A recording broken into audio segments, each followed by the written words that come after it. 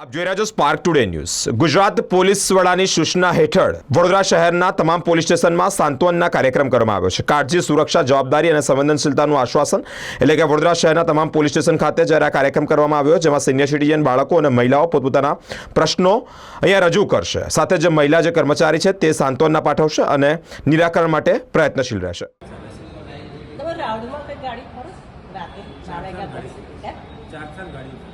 કોઈ જોયું હશે જાગતા હશે તો કોઈ જોયું હશે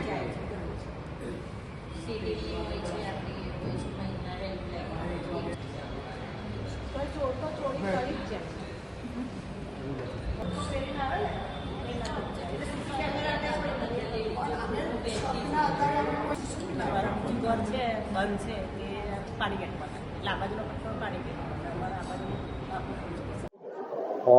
ગુજરાતના પોલીસ વડાના માર્ગદર્શન હેઠળ આજે વડોદરા શહેરના તમામ પોલીસ સ્ટેશનમાં સાંત્વના કેન્દ્ર શરૂ કરવામાં આવ્યું છે।